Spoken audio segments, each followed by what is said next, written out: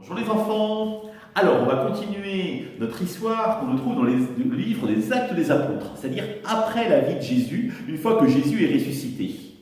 Et donc, les apôtres ont reçu la mission de se rassembler à Jérusalem en l'attente du don de l'Esprit Saint. Et arrive le jour de la Pentecôte. Dans la tradition juive, le jour de la Pentecôte, c'était le jour où les gens venaient à Jérusalem pour célébrer le don de la loi. Rappelez-vous que Dieu avait donné à Moïse.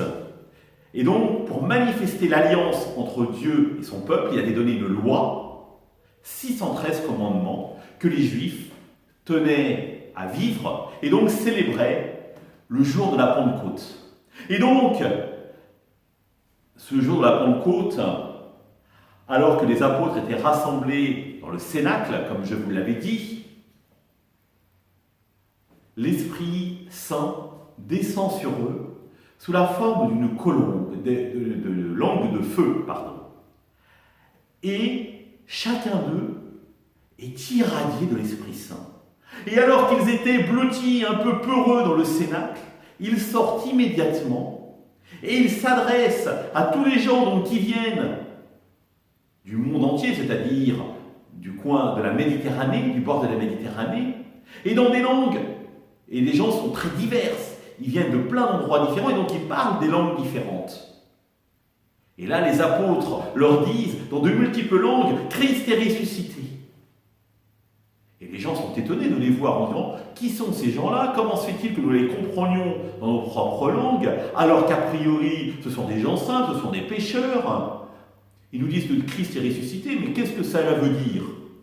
Et certains se moquaient en disant, ils sont pleins de vin doux, ils ont trop bu, c'est pas possible.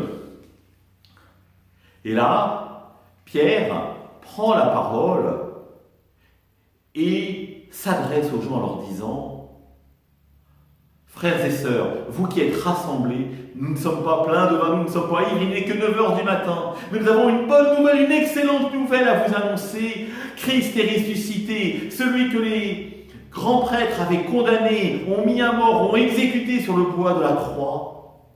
Dieu l'a ressuscité et nous en sommes les témoins. Nous voulons vous le dire et le redire parce que lui a changé nos vies.